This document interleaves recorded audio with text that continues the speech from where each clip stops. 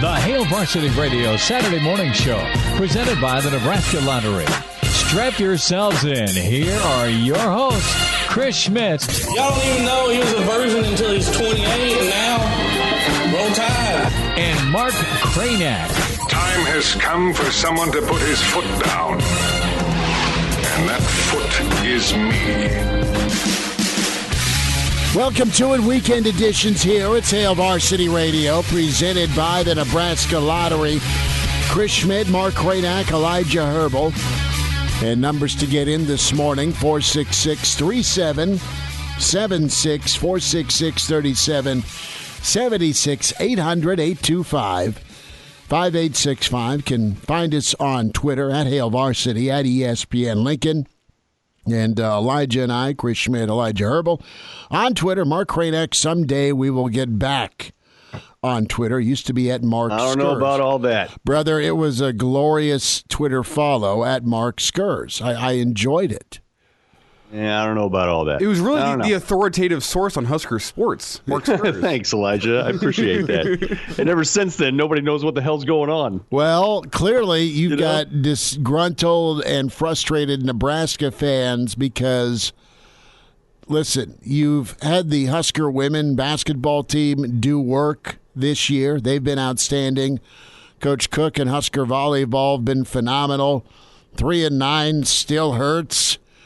For football, you have Husker basketball.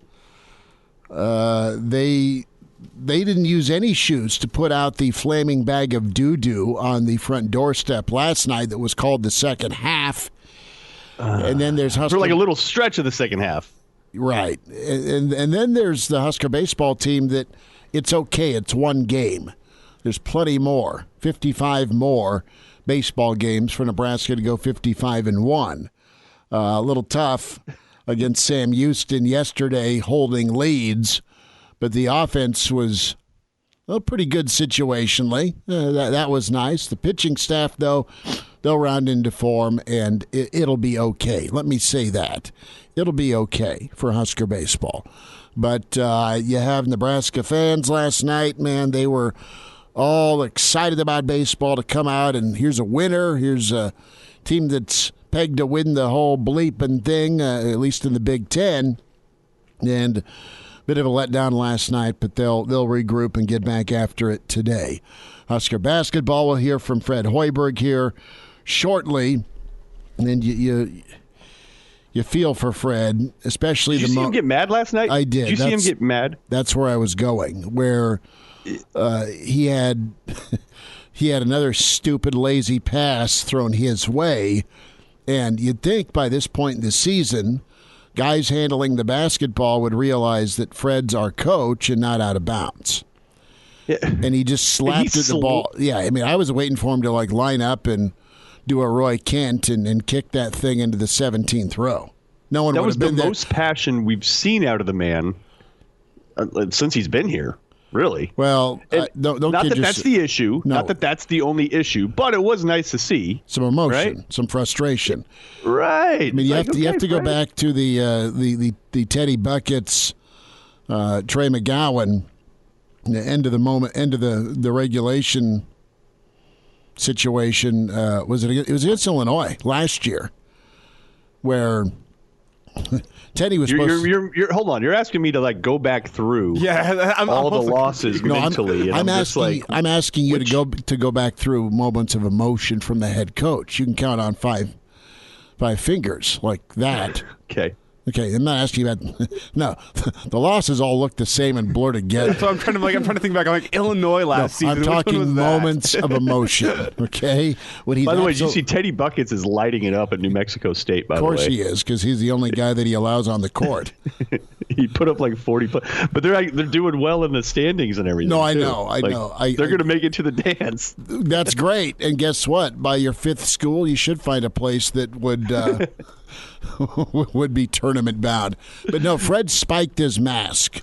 The end of regulation. They had number 5 Illinois on the ropes a year ago. They didn't run the play. Shocker. And he spiked his mask and was really PO'd about it. Last night, though, he just slapped at the basketball and, again, was going to go Roy Kent and kick it I wish he would have. No one would have been injured because by that time the exodus had started. Yet again, by the way, good crowd to start. And I do not understand this whole thing that comes out where people are just like, I don't understand why Nebraska fans continue to go support this crap. It's like, it's winter, it's COVID, it's something to do that's somewhat socially distanced, kind of. It's something to do. That's what it is. Nebraska fans are great people, period. End of discussion. Well, they love their teams, and they really love their teams when they play hard. And why would you not go to a game where there's a guy named Fats Russell on the other team from Maryland? Of course you want to go see for that. 20 points, yeah. Yeah. Of course you want to go see that. I don't fault Nebraska. It's not Nebraska fans' fault what's going on right now. As long as you keep going, that's going to tell the administration they won't care. It's like, no, the tickets are already sold. Yep. They're already all sold out. So what else are you going to do on a Friday night, 8 o'clock? The fact your options basically are go to the bar, go to like Dave and Buster's or something like that. Not here anymore, Mark. Well, in Omaha they're there. Okay. So you can just take a little jaunt up the interstate there. Get a Chuck E. Cheese in Lincoln. Oh, also gone. Yes.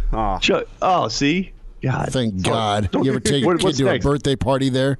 It's hell. I've been a kid that was there, and I thought it was hell, too. Yeah, no, it was hell. All the malls are closing down, and so now all you have is like the outdoor malls, like Village Point in Omaha. You got South Point in Lincoln. Yes.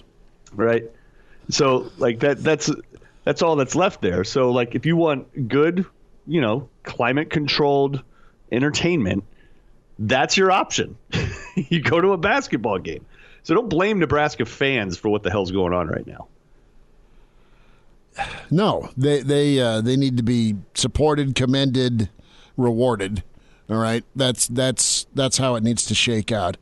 I did quite enjoy the near fight when Bryce was going to the rim and got tangled up with a Maryland player, and that was Julian Reese, who, by the way, hit his career high by first half. And why not? He's a Baltimore kid. He kind of looks like Mello with the braids, like Mello had back when he was at Syracuse, but really skilled kid. I mean, and looks like a dude that is pretty intense. So I think Bryce tried to grab his leg to keep from falling awkwardly, and you don't grab Julian Reese's leg if you're in a different color jersey. And immediately it was like he pounced on Bryce and shoved him and got teed up. It should have been a level 2 technical, but I'm surprised he stayed in the game. Well, it was a dead ball. That was the difference. The dead ball allowed it to not be a live ball situation, and therefore he didn't get tossed. But brutal last night, and this is not roll call of things that I can do better than kids that are actually on scholarship and playing. Because, Kraynak, you've seen me play ball. Elijah, you never will. I'm not good or skilled, so I can't go do what they're doing. Let me give yourself some credit. Let me first give yourself some credit. Preference it that way. Listen, if you're unguarded from 4 feet and you call bank, I'll hit a layup. That thing's money. It's going in. The kids in junior high, because of the era we were in, nicknamed my 3-point shot the Scud. You get Chris in a game of horse, you're liable to get an H, man. Like, you will. You'll come through at some point. I've seen it. We changed playing horse to just playing gonorrhea because it was a longer word, and it allowed me to make and play longer. There's an extraneous H in there somewhere. I don't even know how to spell that. There is. I don't know. So, long and short, another loss. You never get to that H. No. So, it was awful last night. Turnovers were just brutal. I can't stress enough watching poor Trey McGowan's just press. He is absolutely trying to make up for lost time, and he is just dribbling through 3 guys, and it's a turnover. So is Kobe Webster. where you have transition opportunities and then the ball gets stolen, and here comes and the old Big Ten Network. They showed that damn windmill dunk 48 times. That's when I shut the game off. I saw that windmill dunk. And then they did the montage of highlights with Kugler and Hummel, and they, it wasn't all Maryland, but they showed like the windmill dunk 15 more times before they sent it back to studio. And it was sweet. It just isn't sweet if it's against your team. But let's hear from Hoiberg real quick. I pray you can hear this, Kraynak, but if you can't, let me just set it up here. I'm sure I've heard it before. It's about the fans continuing to support Hoiberg last night. We got to give them a chance to, something to cheer about. And, for us, when we go out there, we play with energy, we play with juice. They're behind us 100%. I can't tell you how much we appreciate our fans continuing to come out and support us. We got to give ourselves a chance to keep them there. And, tonight, again, we just lost that, not bringing the energy that we needed to have in the second half to grab momentum of that game. But, for us, we just, you got to play consistent basketball. If we do that, once we start winning, they're going to be here for us in a big way. We know that. So give the fans a chance, give them something to cheer for, and we know that they're here for us. And hey, despite a scoring drought to end the first half, Nebraska got to the free throw line. Clearly, that's what Maryland does. They lead the Big Ten in free throw attempts, and it just unraveled. And again, turnovers, guys forcing it, and then it reverts back to hero ball, and it is unwatchable. And you have one more home game. Iowa comes to town. There are really good spurts. I thought they moved the ball well. We'll get to baseball in a moment because most folks are like, I'm done with basketball. Last thought from Fred, what went wrong last night? Turnovers, Robin, and it was missed rim attempts. In those two areas, they converted pretty much every time. We had 12 turnovers, which isn't a horrible number. We'd like to be under 10, but, those 12 turnovers turned into 21 points for them. So when we turned it over, they converted on the other end. And when we missed shots at the rim, which we missed several of, they got us in the other end as well because our floor balance wasn't what it needed to be. So those were two areas that they extended their lead with the turnovers and those missed shots at the rim, and that's points off turnovers 21-7. When we get outscored by that margin, we've really struggled to be in games. When that number has been close, rebounds, we were pretty good, held them under 10. That was a huge key going into this one. When they get 13 or more offensive rebounds, they're undefeated. And then the other big stat was the free throws. When they shoot over 23, they're 7-0, and tonight they shoot 33, and you see the result. I think they had 13 free throw attempts at half, if memory serves with Fred. Kraynak, let's go to Nebraska baseball. Thoughts? You had the Big Red get 9 hits last night. But only 4 guys kind of pitched in. Four guys made up for those 9 hits. We talk about Kyle Perry and his journey, his grittiness, the desire to come back from injury and get a key win in Fayetteville last year. Going to be the Friday night guy, and just the moment, the emotion, I won't say stage, but just that first game, I mean, I think you just chalk it up to trying too hard. And he was kind of erratic last night. Well, and I'm not sure that, look, he's your Friday night guy for now, but I think that's in pencil. Sure, right? That's fair. I don't think that rotation is settled whatsoever. No, not with all the guys they have. No. And, he's a guy that battled injury for quite a while. Look, and you have to take these early games with a grain of salt, of course, because Nebraska's been outside like what? More than usual. I mean, they've had 2 weeks of outdoor practice. They've not been stuck inside. So that's what was a little surprising with Just I know that there was an error in the game that wasn't good. They're going to take care of the baseball, presumably, like they did last year. It's an emphasis. You have 12 of the 20 pitchers that they've got to work with that have 3 years of experience. So there's guys that have been in the program. So, no, I mean, Nebraska got a boost because of February weather. And so that to me was they have an advantage going into this season compared to most because usually they're stuck indoors. Yeah, well, but you go back to Perry, and Yeah. I mean it was a terrible line, right? Yeah. Yep. Like 5 innings, 5 walks, 5 earned runs. And I didn't mean 5 innings, an inning and a third. Right. with 5 walks and 5 earned runs. Only struck out. He didn't give up any, didn't even give up any extra base hits, didn't give up a home run. He just didn't have any control whatsoever. Mm-hmm. And they pounced. And that's fine. It's just one guy. You pitched 5 guys total, or it's just one game. You pitched 5 guys total. It was good to see Gomez get involved from the plate, too, because there's some discussion coming into the year as to whether or not, he's one of Nebraska's two-way guys. He has that potential. And there's some thought like, does he close down? Is he going to be your closer? And then do you get maybe some, like whatever you can get out of him from the plate, that's sort of bonus. I think gravy. was the general narrative coming in.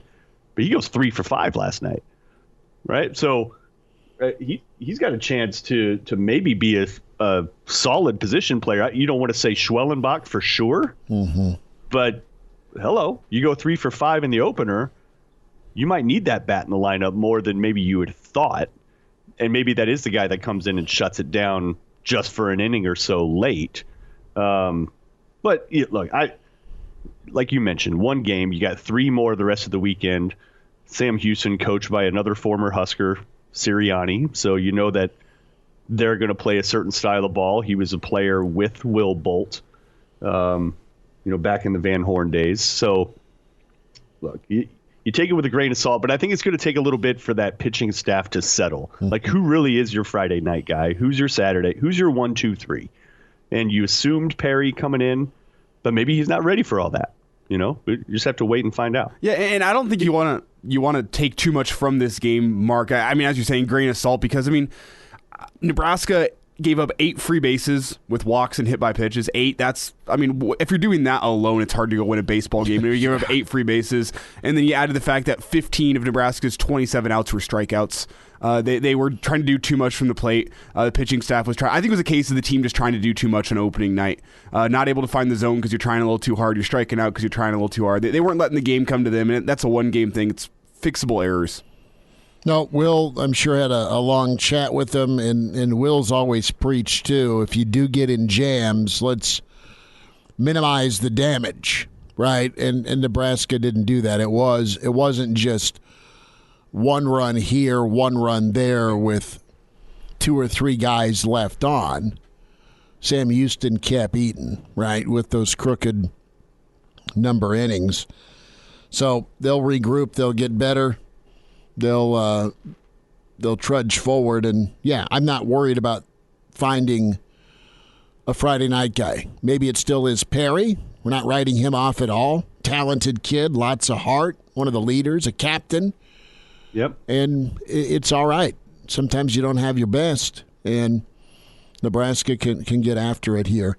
And look, combined as a staff, Chris, you give up 2 doubles total. Yeah, just do. So you give up 8. You give up 8 runs. Right, that's not good, obviously. But you walked 8 guys. Yeah. You walked 8 guys, but you only gave up 2 extra base hits. Cody Frank was really good coming out of the pen, pressed into action probably a lot sooner than he thought he would. Well, and look at the situation. Yeah, but 4 2/3, and he strikes out 6. Sure. Doesn't give up a run. Look, you're going to be fine there, and the team's going to be based on fielding. Mm-hmm. For the most part, like they usually are. And they committed an error last night by Max at third. But it's a very talented baseball team, especially offensively. And And I don't think they had a great night offensively either. It was okay, but they didn't string together a whole lot. But between Anderson and Matthews and now Gomez looks like he's going to be somebody to contend with at first. It's a solid lineup. You can get hits 1 through 9. You can get power 1 through 9. You got a lot of options on how to set your lineup. So I think it's going to be a team that primarily, you don't want to say they're trying to outscore people all the time, but they're capable of it. It's a team that you just don't necessarily count out in any game because of their offensive firepower, which is a little bit different than a lot of other teams that they're going to see in the conference. Great point, because there's a lot of different ways to win a baseball game, and if you got to start out scoring, folks, and we're jumping to conclusions, but we're offering a different theory on how, based off of one game, Nebraska may go to work. And if they can put runs together, wonderful. But I think the pitching will settle down. Pretty interesting, too, when you look at Long Beach State. They are set to see Nebraska here March 11th through the 13th. They ruined the old champion party as Mississippi State got beat by Long Beach State 3-0. Arkansas got popped last night 3-2. I didn't see that. Yeah, Arkansas lost at home. There's probably several Walmart shopping carts on fire in disbelief and in protest. So we'll dive into the how would you light those? Well, you get some lighter fluid like Clark Griswold. Yeah, and I'm sure there's matches at Walmart along with tobacco products. I think most Walmart shopping carts are designed to not be flammable. Well, clearly. I mean, there's no cloth or wood on them. So you'd have right. Not that I'm a firebug, Kraynak. I don't appreciate that this morning. Did you guys, in your younger, more wild years, ever do the old get in the shopping cart and run it into a curb trick? No. Like Jackass? This explains a lot. No, explains a lot, to see how far I'd get launched? Yeah. No, I did not. No. Some of us had to go corral shopping carts in the hinky-dinky parking lot in sub-zero weather for a lot of our high school years. Did you wear a helmet, Elijah? No, I didn't. Do you think I did this in a right frame of mind? No. No, I didn't wear a helmet. So how far was your distance? It wasn't as impressive as you'd think, but the video is pretty funny. You're a tall kid. Yeah. I would use video. Yeah, I need to. It's old now. I'd have to go search through it. Did you go viral? No, not even. I didn't post it anywhere. It was just for me. This explains a lot. Let's put Elijah behind the controls. Everything is going to go just fine. That's so wonderful. Yeah, some nights I get sad and I just pull up the old moments of me in a shopping cart and see how long I can launch. There's a lot of things that don't do at homes from those Jackass flicks, Elijah, and you got in a shopping cart apparently. Yeah. Is there an analogy here with Husker basketball? No. No, there's one if you look hard enough. There really is. But I went and saw the new Jackass movie. It's decent. A lot of just a lot more nudity in this one. Well, some fun stuff. And all of a sudden, we're going to find out why the Lincoln box office for Jackass has just skyrocketed. You'll find out what Chris and Junior are doing on Sunday. This is breaking news that I did not know about. Nice promotion there, Elijah. Are you on their payroll? Not yet.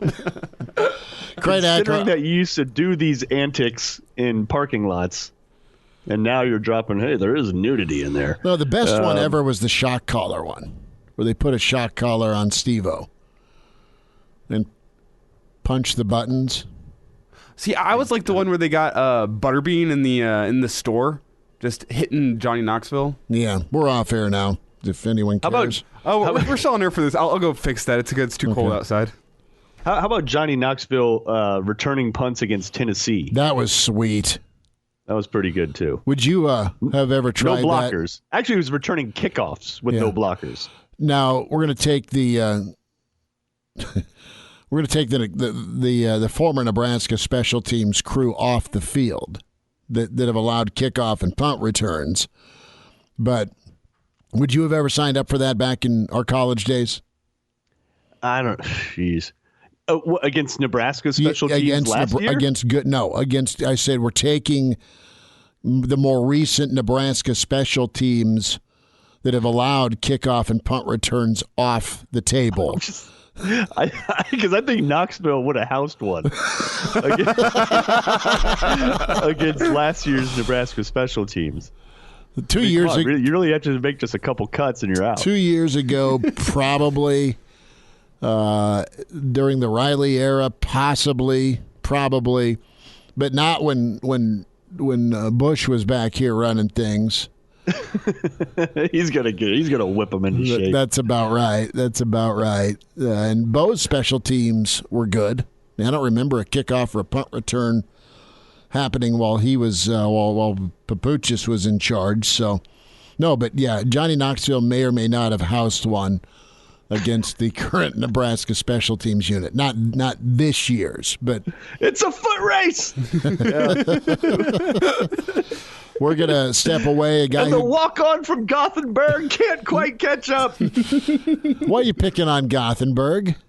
Hey, I know they got guys with wheels there, but it's relative. Just because you were the fastest one at Gothenburg Elementary does not mean you should be playing in a Big Ten game. Yes, it does not mean that. You know who got his start on special teams was really pretty good. Against Tennessee, he forced a fumble to allow Nebraska's comeback in Nebraska's last bowl game. What a great segue. Look at that. The Music City Bowl was JoJo Domann.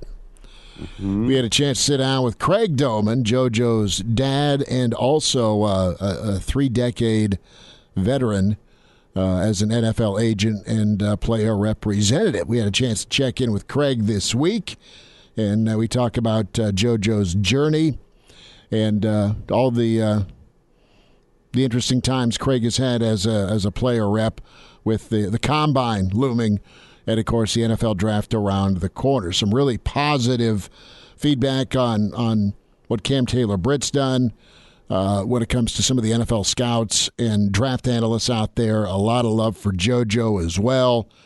Cam Jurgens is also projected along with Austin Allen. We'll see where Snacks goes, but you could see a really good kind of breakthrough draft for this group of Nebraska players. But Craig Domann's on the way, and we'll continue with the weekend edition.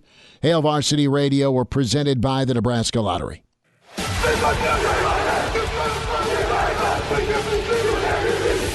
back with Hail Varsity Radio, presented by the Nebraska Lottery, with Chris Schmidt and Mark Kraynak. Craig Domann of 360 Sports with us.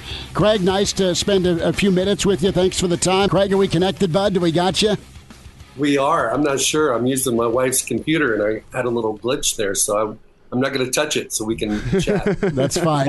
Craig, just wanted to start off with just why you got into what you got into, 360 Sports, and then being a player representative. Let's start there. What kind of drove you to that career choice as far as what you loved about it, and you've been doing a great job at it for so long?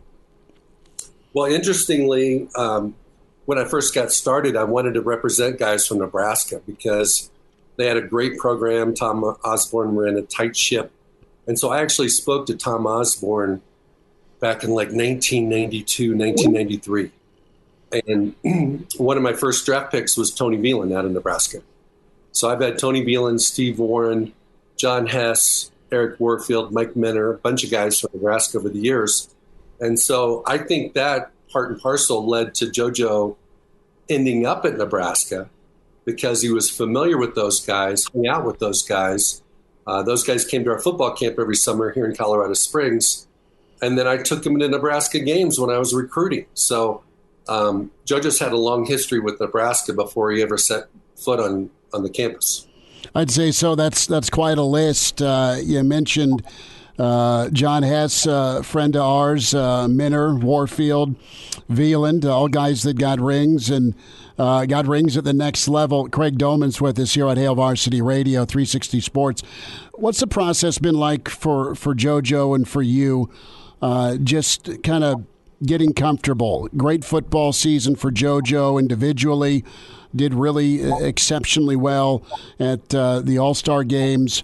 And now the combine looms. Where's his headspace at, and the family's headspace right now as he looks to make this jump?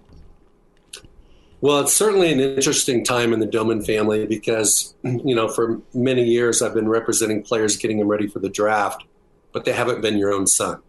And so there's an extra layer and an extra dimension to the process when you have to be dad first and then your agent second. So the nature of our conversations are, we're talking, hey, I'm being your agent right now, or hey, I'm being dad. So we have to have those distinctions. But it's no different than when you're coaching your own kid and they're in the 7th grade or 5th grade and you're driving home from practice and you're coaching them on something that they didn't do at practice, and they just want you to be dad. And so you have to say, hey, I'm being your coach. So he and I have had more than a decade of practicing this kind of communication, because I did coach him in football. I coached him in high school. I coached him in middle school, and I coached him when he was younger. So that part of it's been pretty easy. But to answer your question about headspace, I think everybody, when they get ready for the combine, has the temptation to set a world record. And so what I see happening a lot of times is a guy can run a 4.4 or 4.5, and he runs a lot slower, because he's stressed out, because he's trying to set a personal best.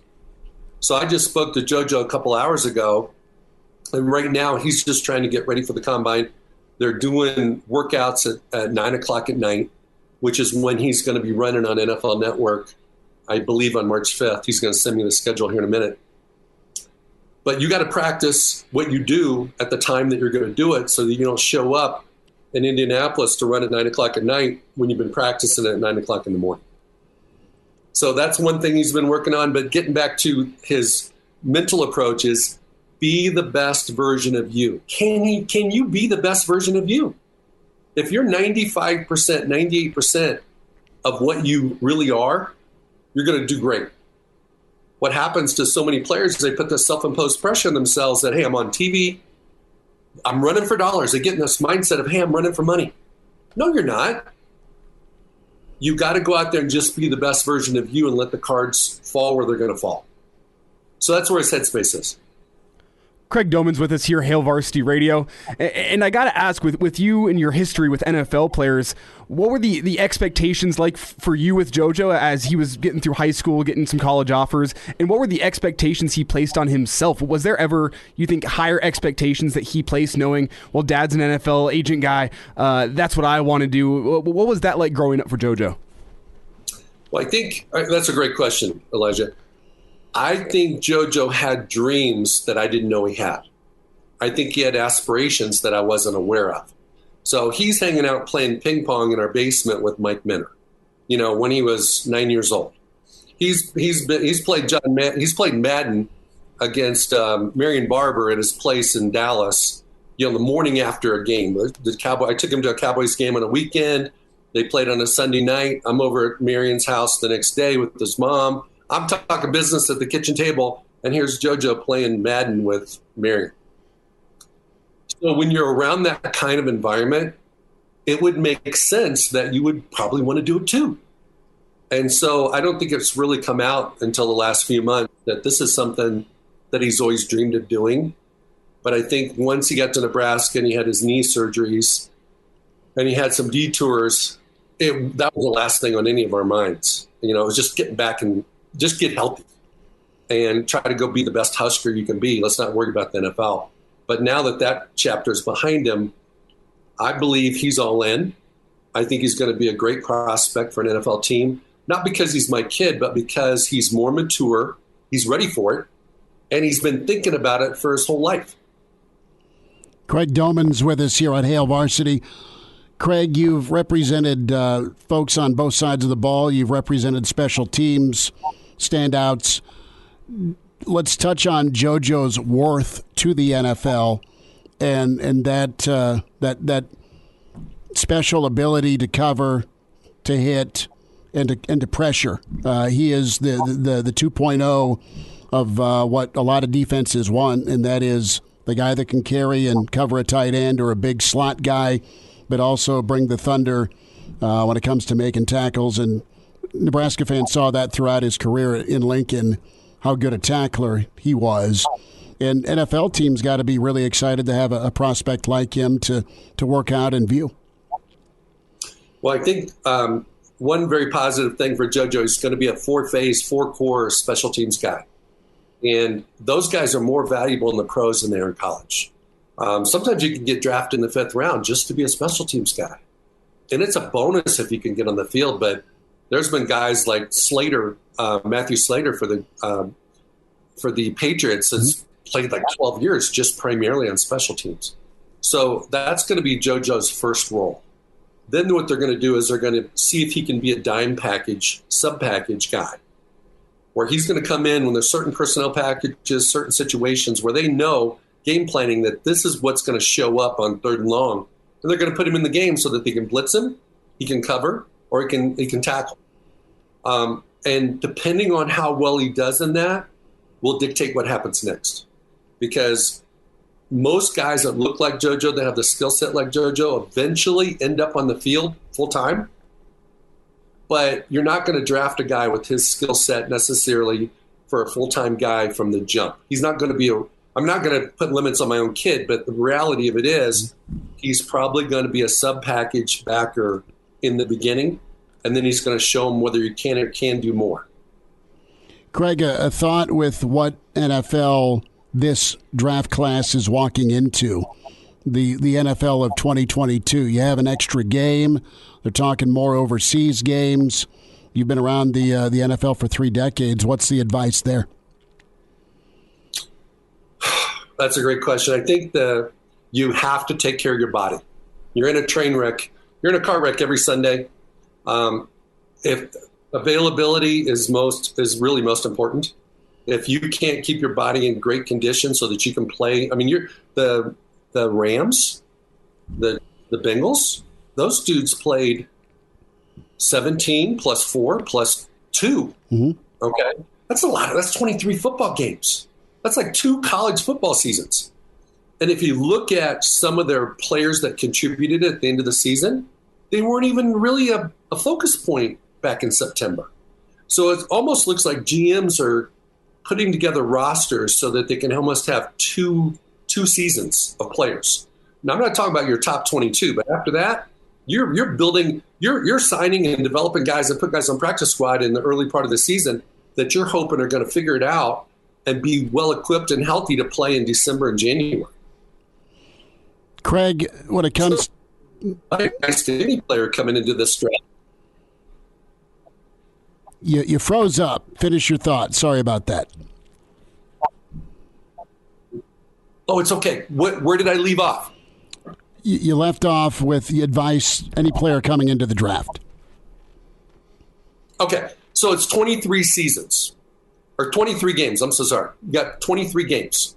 Teams are looking at certain players to be the first part of the year players and second part of the year players. If you really want to be a valuable contributor to your organization, you got to be a full 23-game guy. To do that, you have to be able to take care of your body. So my advice to every young player is figure out your pit crew, and your pit crew are all those people that help you stay ready for Sundays so that you can play and be healthy every single week, because all it takes is the Wally Pipp situation. Mm-hmm. You know, all these guys we know that just they missed one game. Tom Brady did it, right? So it's like you don't want to be the guy that gets hurt and somebody takes you out of the game. Craig Domann's with us. Craig, about 90 seconds before we got to say goodbye. Your relationship with Coach Frost, he was represented by you. How did that come about? Well, believe it or not, I went to Wood River, Nebraska. Went to a trailer court, met with Tina's mother and father, worked with Scott. And, my biggest thing with Scott was helping him and the teams figure out where do you play him? He didn't play safety. He was drafted in the 3rd round by the Jets as a projection to be a safety. Parcells, right? Yeah, it was Bill Parcells, and Bill Belichick was his D coordinator. So it was teams thought that highly of him as an athlete to go 3rd round with him. It was all projection. And you got to remember, Scott had the bounce from winning the national championship, being the guy that he is, playing quarterback. He was pretty electric back in the day, and they didn't want to miss out on a guy that had the appearance of somebody that was going to be potentially a starter and a Pro Bowler. Well, 3rd round, and he was with the Jets, and then a couple of other squads. I think Cleveland, he said once during a press conference, and maybe Tampa. I don't know. I'm getting my teams mixed up, but nonetheless, it was interesting to hear your story, Craig, and hear about JoJo and how things are progressing for him. And I know a lot of Nebraska fans excited for what's next for JoJo, and we'd love to do this again closer to the draft, get caught up with you. And I love picking your brain on your experience and expertise when it comes to representation, but also your Nebraska connection with all the Huskers you've repped. Thanks for a few minutes today. Thank you very much. And the biggest question for the Huskers is who's going to play quarterback in 2022? We will. We'll tell you when we know.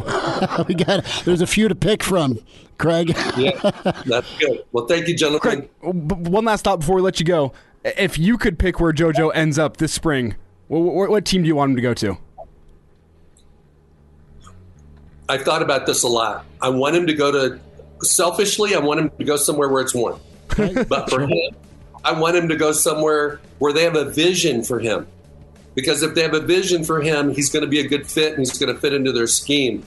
And then the other part of it is, from being in the business for a long time, if he goes to a program where they win, he's going to have stability. If he goes to one where they're not, he's going to have a different coach in 2 years and everything can be turned upside down. So when fit, winter, and warm weather. That sounds good. Good luck, and we'll talk soon. Craig, take care. Thanks so much. Thank you. The Hail Varsity Radio Saturday Morning Show, presented by the Nebraska Lottery. Strap yourselves in. Here are your hosts, Chris Schmidt. Y'all don't even know he was a virgin until he's 28, and now roll tide. And Mark Kraynak. Time has come for someone to put his foot down. And that foot is me. Hour 2 weekend edition, Hail Varsity Radio, presented by the Nebraska Lottery. Chris Schmidt, Mark Kraynak, Elijah Herbel. Big thanks to Craig Domann this week for coming on. JoJo's proud papa, and interesting perspective from him as the combine and draft looms. We'll check in with the Iron Horse Gary Sharp, who got to see and call good basketball this week, and some thoughts on Nebraska baseball. We welcome in managing editor with HailVarsity.com and magazine, author with John Cook, Dream Like a Champion, Brandon Vogel with his at Brandon L. Vogel on Twitter. Vogues, how's your Saturday? What's up? Going pretty well. So breakfast has been fed, or we're working on that after the interview to Junior? Yeah, he'll get breakfast after this. That's usually the normal timeline, so works out pretty well. I've had a bagel at this point, so really exciting stuff happening over here. So bagel, and I assume the coffee. Yep. Okay. Coffee is being consumed right now. Are you able to keep said coffee down when seeing the Nebraska basketball highlights? Yeah, it's one of those things where, you start out with the new painful round of medication, and it's tough at the beginning. But at this point, my body has, maybe not for the better, kind of gotten used to it. So it's like, I don't even notice it anymore. True or false, real quick, Vogel, you once threw a pass to your coach in college out of bounds that made him swipe at the basketball viciously. That's false, because that would have required me being in a game, which didn't happen all that often. So I was hyper focused in my it's easy to focus for short stretches of time. So I think, for the most part, all of the passes at least ended up in my teammates' hands or the opposing team's hands, which I think is better than the coach's hands. I mean, it's still a turnover, right?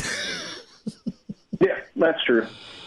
But it's not transition turnover. So we're just kind of out of words for this basketball team, as it's somehow competitive for a half, and then we're good, and there's just not the intensity or the energy to start a second half, and guys got to go execute, sure, but again, there is a parent, i.e. a coach, that has got to demand accountability, folks.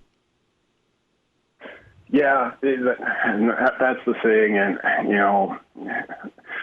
I have no interest in piling on here because I know this is not going the way that anybody wants it to, but there's just a sense of inevitability to it all. Last night you're playing Maryland. Maryland's not far ahead of Nebraska in the Big Ten standings, and the Huskers come out and play well, but we've seen them play well, particularly to start games, enough in the past, and we've seen those games all basically go the same way, minus the one win over Minnesota. And that's, I think, when you step back, that's probably the toughest thing to handle, of just, okay, where the team's at. That when you go to Pinnacle Bank Arena, and credit to Nebraska fans because that looked like a great crowd last night on TV.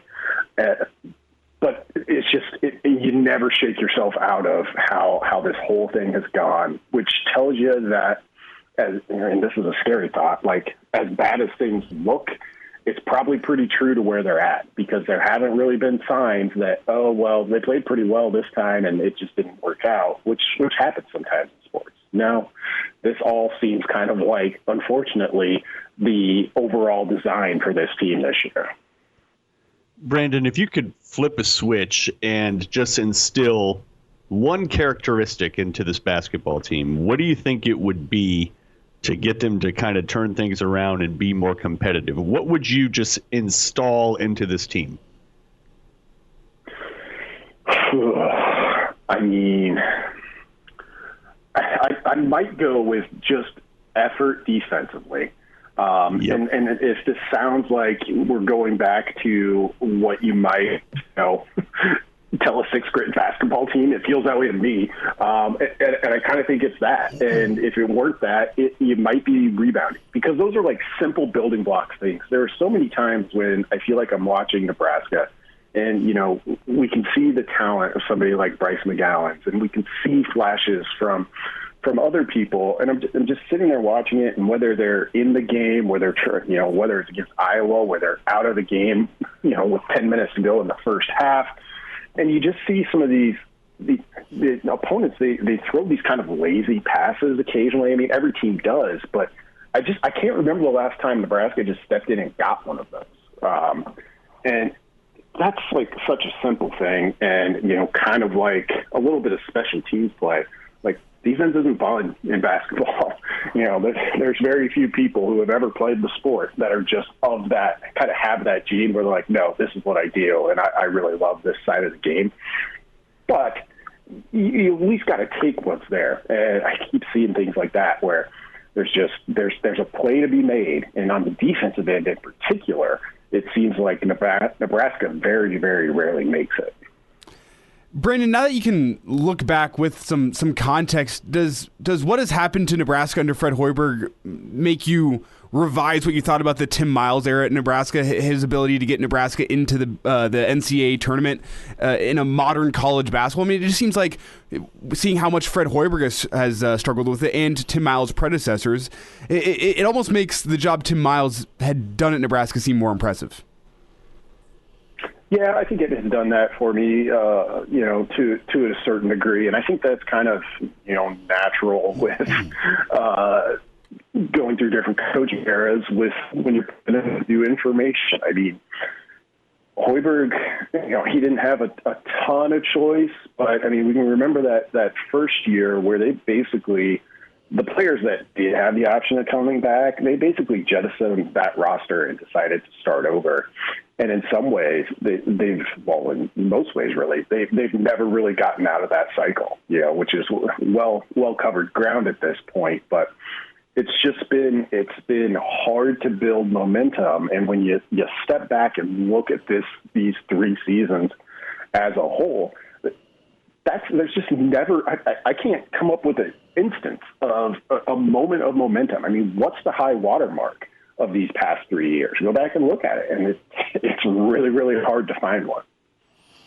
Vogue's going to switch gears. Brandon Vogel with his HailVarsity.com and magazine at Brandon L. Vogel.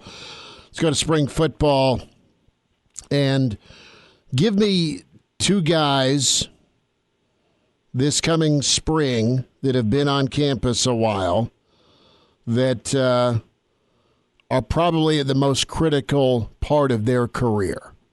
It's kind of prove it time for them. They've been here. Let's go. Yeah.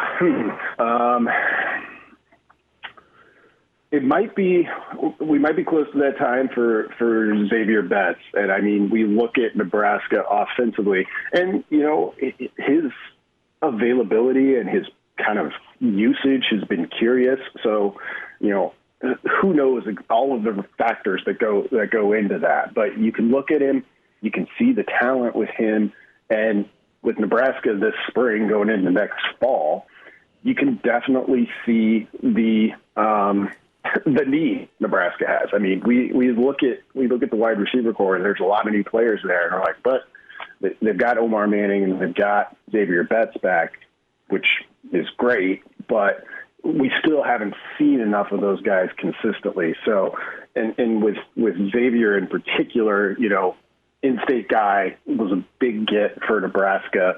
Just going back to his recruiting rankings in high school, that's the highest rated player to come out of Nebraska in, I think, of the Big Ten era. I was looking at that earlier this week. So he would certainly be on the list for me. Trying to think of somebody defensively. It's really tough with that much.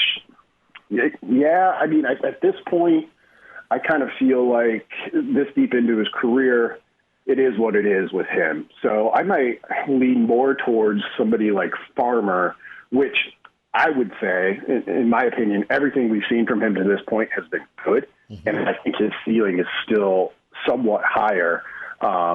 So going from that to being a potential all-conference type of defensive back, is it vital to Nebraska or is it a bonus? I don't know. It kind of fits there, but that secondary, given what they have to replace, is going to kind of need a lead player back there. And I think Farmer's probably the best option. Brandon Vogel with us on Hail Varsity Radio. Let's just prognosticate now, and it is simply in somewhat educated opinion on February 19th, but it appears Casey Thompson is the front runner to start. Who's the front runner to be his backup? Probably, I think it's Purdy, and as I kind of sit and think about this and get ready for spring football, and I'll go back and forth probably 25 times by then. Like, I think that race might be closer than I thought even a week or 2 weeks ago. We talked about Purdy last week, and looking back at his high school film, and as I thought about it this week, he's clearly a guy that Whipple liked, and I'm not saying Whipple's coming in, hoping he'll win the job or plan to play him as, a past favorite, but that matters for something, I think. And so we'll see how that goes. But I think Purdy would be far and away kind of my pick for the backup spot at this point. And we'll see how it goes. I mean, I think there might be a little bit more of a competition there than even I anticipated. Brandon, say that Purdy does in fact win the backup job. There was a lot of talk with the guy like McCaffrey making a position change a couple years ago with his athleticism just to get him on the field. Do you think it's a similar story with Logan Smothers, where if Purdy goes and wins the backup job, they'll find another way to get Logan Smothers on the field, or do you think he's a pure quarterback? I'm thinking, and I don't know, this is just projecting, but I would guess sort of similar to McCaffrey and at a similar spot in his career. I think one of Nebraska's keys to that recruiting pitch was saying, no, we see you as a quarterback, and we'll give you the opportunity to try to win that job and play that position. And that, isn't something, at least in the past, has been easy for guys to kind of give up on. And that makes sense. Like, if you view yourself as a quarterback, it's kind of hard to be like, well, you've had a couple years now. How about playing some slot receiver? So I get it from that perspective. So I'd be a little bit surprised. I mean, I think what could keep that piece of it interesting is, with so much new on this offense and with so many options back there, obviously you want a starting quarterback and you want to go that route. But I think in recent years, at least, we've seen occasions where you can come up with kind of specific sets or packages to use another quarterback. So does something like that become an option with if Casey Thompson is the starter and we know he's kind of the more prototypical passer? I mean, I think we'll still see some QB run game, but I think that's going to be fairly reduced for Nebraska, which gets interesting on a number of fronts. But if you do want to use that weapon, you kind of got two top options there in terms of Purdy and Logan Smothers. So does that become a way to keep another one of those quarterbacks involved? That's a good point about the interest of the diminishment of quarterback run game. Are you able to, because you've got a back and a line that can get you running yards the old-fashioned way without a 1-2 punch with a running quarterback threat and then the I-back, right? So that's something to look at here as we move forward towards the fall. How much does the O-line come along, not only from pass protection, but also opening those holes under Raiola. Vogues, a thought here when it comes to Whipple and, the controlled passing game aspect. What does that look like to you? Is it check downs? Is it tight ends over the middle? Is it out routes? I mean, it's not that it'll be a conservative offense by any means. If you've got a guy like a Betts or a Manning that can win one-on-one, or you can get Vokalek isolated on a mismatch. But what is your definition? What does that visualization look like to you in a controlled passing game? Hard to say. I mean, I think Nebraska's never struggled prior to this point to get guys open. So that's good. I mean, I think kind of the melding here of everything Whipple has experienced in his career as a football coach, which is probably pretty much all of football, given all the places he's been and at the various levels and the length of time he's been in the game, with what Frost has done, which is, sort of a more contemporary timeline in terms of offense.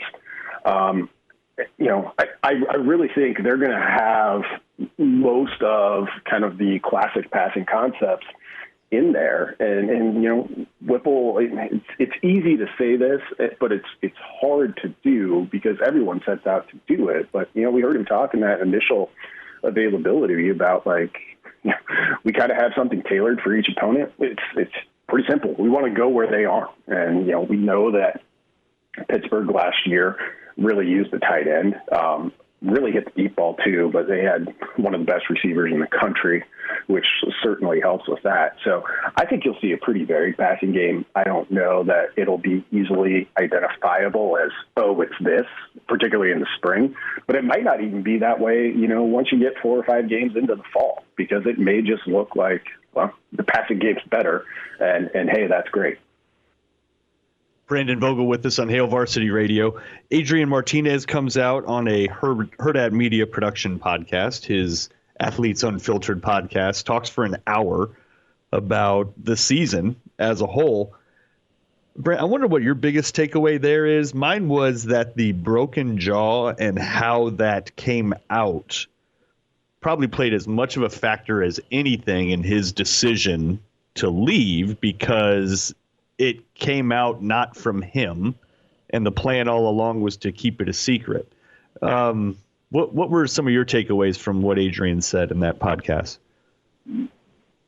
Yeah, I think that's probably at the top for me as well, because he certainly, Adrian is very reserved, as we've seen for the past 4 years at Nebraska, and he's, pretty capable of, towing the company line when he needs to. And here was his frustration with how that happened, with it coming out on the broadcast of that game, was pretty clear. And, he did a good job of kind of laying out the timeline of like, well, here's what I was thinking at this point. And that incident definitely changed some things, I think, for him.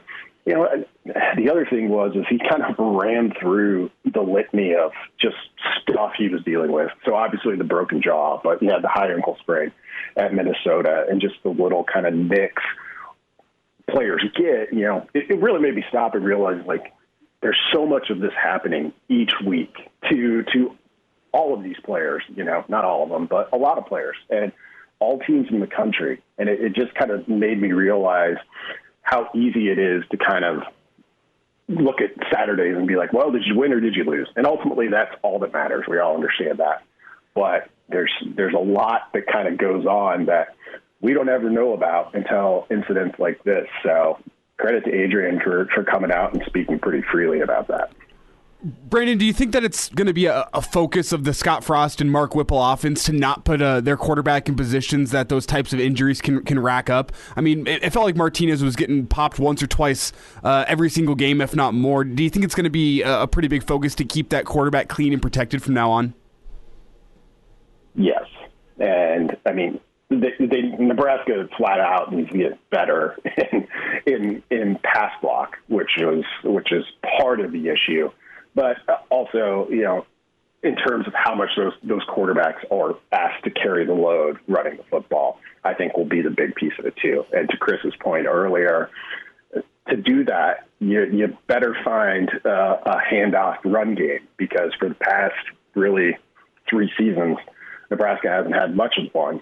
And so often when you got into a 3rd and 4, or even on a 1st and 10, where maybe you've had some success passing the ball and you want to establish the run a bit, the answer was to go to Adrian. And that was a ton of wear and tear on him, which I don't think is what anyone wanted. I'm sure Adrian was happy to carry the ball and do what he needed to do, but playing hurt all the time sucks.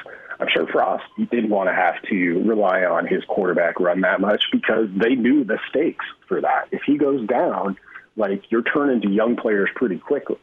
So I think that's the biggest piece of it. And just aesthetically speaking, it makes me a little bit sad that because I really love watching that option stuff that Nebraska really kind of implemented this past year. But I'm not expecting to see a ton of that. I don't think it'll go away totally, but I'd be surprised if we see a ton of it going forward.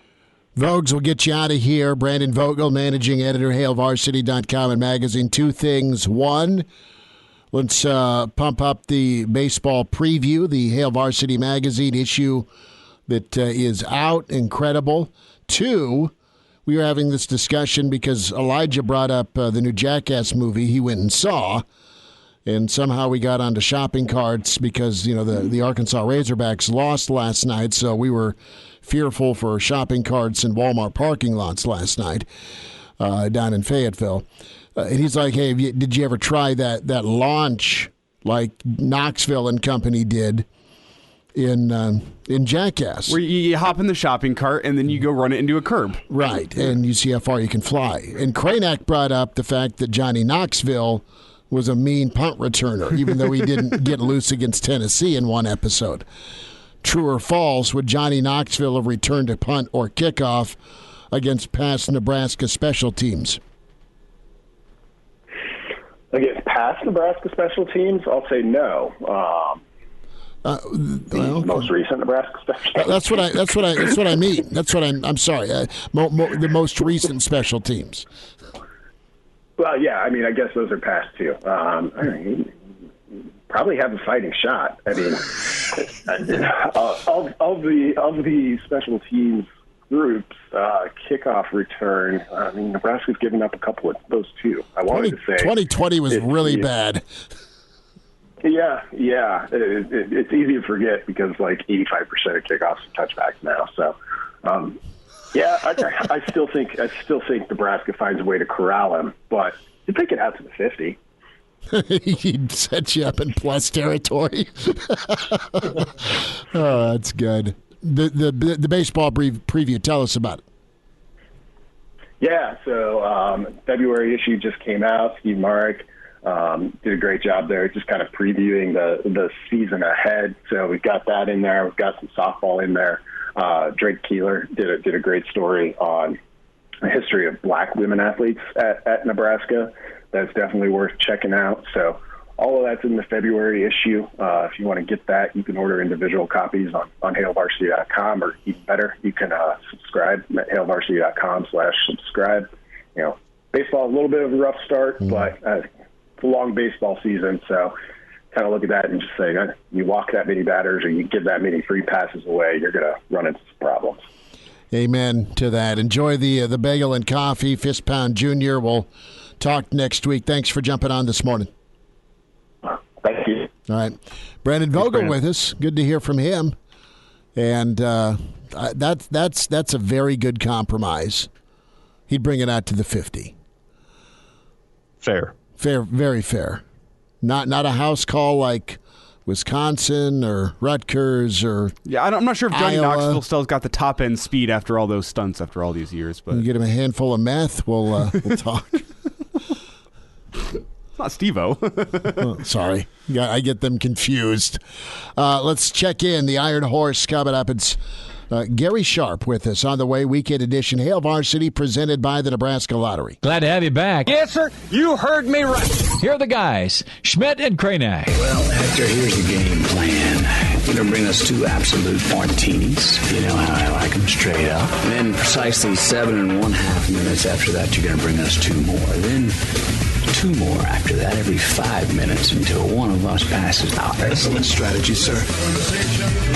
Cheers to the weekend. It's Hail Varsity presented by the Nebraska Lottery. We welcome in the Iron Horse, featured on SportsCenter, SVP, his call of UNO. The fiddler got loose. Incredible work by Gary Sharp. Sharpie, good morning, bud. How are you? Hey, thanks, Smitty. That was, you couldn't buy that kind of advertising for Omaha men's basketball. That was a heck of a game Thursday night, and he is, as people already know and are kind of finding out a little bit more, Frankie Fiddler from Bellevue West is really, really good. He is incredible. Let's reset that. What happened? So on Thursday night, saw it, but for the folks that didn't see it yet. So this has been a rough year for Omaha men's basketball. They were 4-22 going into Thursday night's game against Denver, and we're behind 69-61 with just under 3 minutes to go. And the game ended up Omaha winning 72-69. And so you want me to go through the 11 points that Omaha made up? Well, they made them up with one guy. And Fiddler scored 7 on his own in the last minute, and he hit a last-second shot. Denver missed a layup with 5 seconds to go. And ironically, Fiddler is right under the basket to grab the rebound, and he just dribbles up the floor, left side of the floor, stops outside of the arc with 2 guys draped all over him, just kind of does a little pump fake, gets a guy in the air, and then is fading away partially and shoots a 3 and makes it. And he is he's put himself in line to be the freshman of the year in the Summit League, and he's doing everything he did when he was playing with Chucky Hepburn at Bell West. It was an amazing individual performance. Now, there were a couple of turnovers that were forced during that stretch, but it was quite a night for the freshman. Man, that was just a ball to hear you do your work, Sharpie, and that was so much fun to see for UNO. Not a lot of fun last night at PBA. So you saw Thursday night. Did you watch last night for Nebraska? Yeah, it's disappointing. We're all kind of waiting. I think we're waiting until March 10th to figure out what happens. you can't let teams come into your building and throw you off your game and things get south. And, that's exactly what happened once again. And, guys, we try and think, okay, why didn't it work out with Fred? What happens if he comes back for another year? This is really tough because you don't see anything concrete that you can build on and go, okay, if they just tweak this and this, it'll be okay next year. I think we're too far in to go, man, this is going to turn around. It's befuddling, but the biggest indictment of where Nebraska basketball is how many butts are in the seats or how many butts are not in the seats. Well, it's fire drill time once they're down 8 because 8 turns into 18, and then a lot of times it turns into 20. I mean, it just... Well, I think they lack, and they're... I think we also have to say, okay, how talented is this team? I think they have some good individual talent. Mm-hmm. Then they have some guys that should not be playing in the Big Ten, or at least playing that amount of minutes. But the poise, when things go south, I mean, I can see times where I know exactly what they want to do on offense, and it'll work.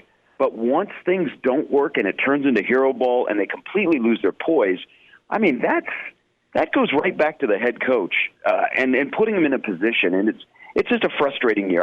Again, nobody in their right mind thought, and everybody thought Fred was a great hire. He's going to fix this. There are realistic expectations about Nebraska basketball. We're not winning the Big Ten, but gosh, can you get to the tournament? Can you be on the bubble? And it has not worked out at all from day one. And it's frustrating, but I think people now are like, I didn't know Nebraska basketball played last night. And then you throw in their next and final home game is also on a Friday against Iowa next week. And it's a rough year. You've at least had good weather, Kraynak and Sharpie. Well, legit, like you had a good or a decent crowd to start last night, and I would chalk that up because it was 58 degrees, or at least doable. Most Februaries, it's let's put the parka on and treads to the PBA, right? So it's so difficult to watch and see, and I think that Fred is trying to help the kids be poised. Guys just don't do what's called or run what's called all the time, and then to your point, it kind of reverts back to someone trying to do too much. And I think a guy right now that's really struggling and pressing because he just wants to win, but it's not helping. It's Trey. Trey's trying to dribble through 7 guys, Sharpie. Yeah, that's not good basketball IQ. And this is a team as a collective that doesn't have good basketball IQ. Thus, you get the disappointment of Sunday in Iowa City. And last night, a team whose coach bailed on him because he wasn't real comfortable with the fans giving him criticism, so Danny Manning steps in. Mm-hmm. They're 3-11, and yet in the last 2 games, Maryland has taken Purdue and West Lafayette to the wire, and they've come into Lincoln and punked Nebraska. Gary, I just checked. You mentioned the bubble. I just checked it and can confirm Nebraska is not on it. And that is unlikely to change. But here's the thing. The question all fans want to know is what's going to happen, right? You have 3 years of data to show that the program is going nowhere. Doesn't appear anyways. You have an $18 million buyout. You have a new athletic director. Season's over in a few weeks here. What do you think actually happens? Is Fred back for a 4th year? Do they negotiate it down? He walks away. Is he fired outright and you pay the $18 million? What do you think actually happens as we sit here today? So I think you have to approach it like this. Do you go through another year, and the only reason you're going through another year is because you don't have $18.5 million just sitting in the drawer to pull out and write a check? Do you say that's the only reason you're keeping your job? Because if that's the case, okay, as a fan, that tells me everything I need to know. Not on you, Trev. You weren't the one that negotiated the deal and the extension to give him an $18.5 million buyout. I think Trev looks at it and goes, first of all, no one's worth $18.5 million to fire, because that's Trev. Let's find a way. Let's find a way to walk away from this where we're both winners in this, and we can keep our heads up as we walk out the door. But this isn't working. We're not moving forward. You can say, hey, we got certain pieces that are coming next year. But, man, I got 3 years of evidence to go, are we getting better as a program? And that's just clearly not the case. But it's a tough sell to fans if you're going to run this back, and the only reason you're running it back is because you can't afford $18.5 million. And granted, that's huge. I think they find a way to part ways because I think, guys, as I watch Fred, and I think Fred, I think Fred cares. Fred's personality is a little bit different. You try and figure out, okay, how does he feel? Does he want to be here? I think Fred probably maybe is at a point where, gosh, we're not doing this. Isn't working, and maybe they say let's just both walk away because I don't think you fire a guy like Fred Hoiberg. I think you say, you know what, it didn't work out. We got to move on to the next one. But March 10th, the day after the Big Ten, the only game that Nebraska will play in the Big Ten, more than likely, will be very, very interesting for the future of Nebraska basketball in a program that I think has so many advantages to it if you're trying to attract a new candidate. And it's got a fan base that is so loyal and will support you, and they will go over the top because they want Nebraska basketball to at least be around Valentine's Day on the bubble in the NCAA talk and finding a way to get into the tournament, not to win the Big Ten, but to at least be something on the floor that you can relate to and you're happy to go and watch and you can be proud of. And right now, all of those things are non-existent. Gary Sharp's with us here, Saturday morning edition of Hail Varsity Radio. And Gary, let's mercifully end the basketball talk here and talk a little baseball. And before we go Husker baseball, before we get into that, I just want to get your take. Is there an end in sight for the MLB lockout, or is it going to be all in on college baseball this spring? So I'm going to be optimistic here. I used to be in that world, and especially this time of the year, and I know how important spring training is to players, to organizations, financially, to people that work spring training facilities and work Florida and Arizona operations, and now we won't have the games until at least March 5th. I think in the next 2 weeks they will come to an agreement to get this done because they can't afford to have baseball just disappear and lose another round of a generation. The game's got a lot of issues, and it's not just going to be fixed by an agreement. But I think it gets done in the next 2 weeks. And with that said, I think college baseball is getting a lot more attention than it has in the past, whether we have Major League Baseball or not. And so that's great to see. Sharpie, reaction to last night. It's one game. Nebraska, the fans as a whole are proud of the women's basketball team. They love volleyball, and the hope and praise and anticipation is shifted to baseball anyway because of what Will and the crew did last year. I know you spoke with Will this week. Not a good start for him last night, but this team will recalibrate not only for the weekend but moving forward. What'd you take out of last night that was positive? Well, Elijah and I were talking before we got on the air, and you can't walk people. Walks come back to haunt you, and it is one game. And I think it was good for Kyle Perry in that role to get out there. It's a good story. A guy that bounced back from Tommy John last year got an opportunity late in the year to help the team. He pitched in one of the biggest games. Now he's the frontline guy, and you're replacing Cade Povich, who Will said on our show he thinks he'll be a 10-plus year major league pitcher. So there's a lot of pressure there, and it didn't work out last night. Sam Houston State, they have scholarship guys as well. The response for Nebraska is, how do they bounce back today? How do they bounce back the rest of the weekend? Because, I think they were thinking, man, we're going to go into Sam Houston, we're going to win the series. Well, you can still win the series, but you learn a lesson, and I think Will and Jeff Christie as a pitching coach, they will make sure that the lesson was learned and they move forward to day number 2. You're only in baseball. The old adage is your momentum is as good as your next day starting pitcher. So we'll see. I wouldn't overreact, but you got reminded quickly in the game of baseball. You walk people, you're in trouble. Yeah, Gary, it's interesting too. Like I don't think you can. I don't think you can say that this staff is even close to settled. I don't think your Friday, Saturday, Sunday is written in pen at all at this point. And then what do you think about Gomez? Because coming in, I think the thought was, hey, he's definitely going to be at the back end of our rotation, or not the rotation, but back end, and he'll come in and close some games down, and you hope you can get some stuff out of him offensively, but then he goes 3 for 5 last night. Do you think we're looking at another Schwellenbach situation where he's a regular in the field and then comes and shuts it down late? Well, I think they're going to do what he did as a freshman, where he can play in the field, and then he'll also be the closer. Because if he's going to do that at the plate, and he's pretty good at the plate, I think you got to have him in the lineup. I think back to the rotation and the whole pitching staff. First of all, they have a deep pitching staff of guys that have had innings elsewhere or inside of the program, or like a Drew Christo or new. I think over the next 3 weeks, they're going to try and figure out all those roles so that when they get to March, guys are more defined.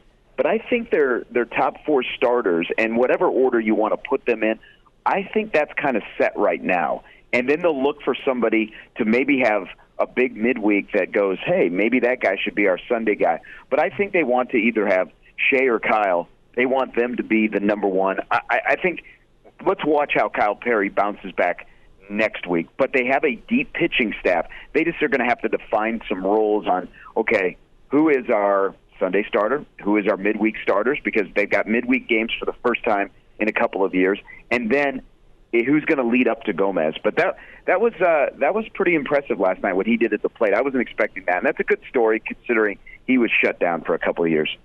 Gary, what do you think of the approach at the plate from the rest of the team? We were talking about in the first hour, 15 of Nebraska's 27 outs were strikeouts. I thought they were trying to do a little too much from the plate. And we heard in preseason that Will Bolt thought this team might hit for power a little bit better, but they looked like they were pressing the issue a little bit last night.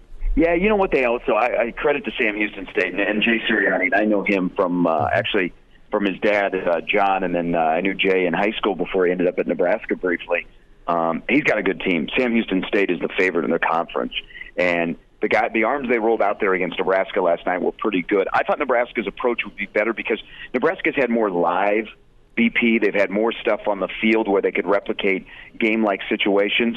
I just think they were poor last night. And tip your cap, they got beat on the mound by some good arms from Sam Houston State. But again, it's all about how you respond today. Do you come back, and is this an early season issue, or is this just, hey, we got beat by a Friday night guy that's really good, we learned our lesson, now we put up a big crooked number today, we put up a big crooked number on Sunday, everything's fine.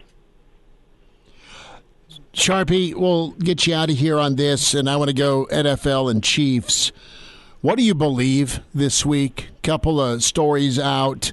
One, that there's a riff with an alleged rift between Bieniemy and Mahomes. And that story got later taken down. So take from that what you will. It got taken down. Two, what's your take on the fiance and Jackson being reported to just back off and find somewhere else to watch football other than Arrowhead? Now, TMZ said no, they checked with Patrick Mahomes, and that was not a conversation he had with his fiancée and brother. What's the truth? What do you believe? Do you care?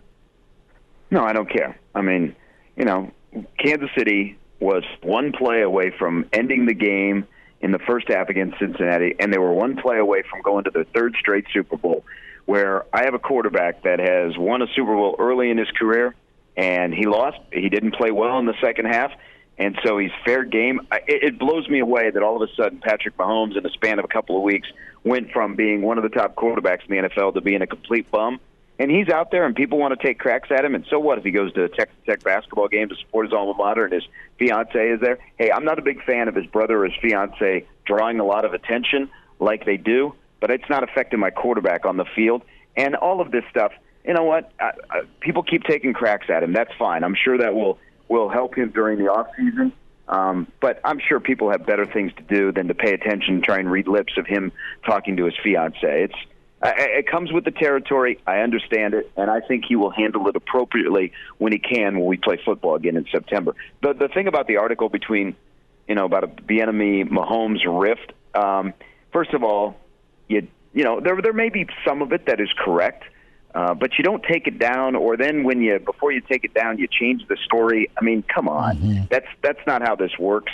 I'm sure there's a lot of offensive coordinators and quarterbacks that have differing opinions on what's going on, and then you go, well, maybe that's why Bieniemy can't get a job. I think we need to also Bieniemy and why he's not a head coach is, when is he usually interviewing?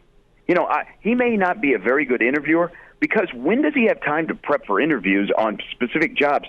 Because most of the time, the last, 3-4 years, he's been getting ready for the playoffs while he's interviewing for these jobs. So, I don't know. It's when you get to that level, there's everything that you do is under the microscope, and it's fine. It's fine. Patrick Mahomes will be fine. He'll be back in September, and I'll just sit back and watch all of you react, not you guys specifically, but other people that are using him as a piñata right now. Well, the other thing I do, too, it's not like you got recruiting to nail. I mean, if you're the Saints or Jacksonville or whoever, you got time on your hands. Let him get through the AFC Championship. Let him get through the Super Bowl and get him in a non-stressful week, right? Yeah, before he's getting prepped for another playoff run. Sharpie, awesome week for you, man. Great job with the UNO coverage, bud, and we'll check in next week. Thanks for your time today. Hey, thanks, guys. And when we talk next week, we will be only a couple of days from spring football. How about that? No, that'll be good. We got a bunch of spring ball to talk with you, so we'll do that soon. Take care, bud. Thanks, guys. All right. Gary Sharp. Kraynak, have yourself a weekend, brother. You as well, sir. All right. Good stuff from Mark Kraynak, Elijah Herbel, Gary Sharp, Brandon Vogel. Big thanks to Craig Domann. And back Monday on Hail Varsity, presented by the Nebraska Lottery.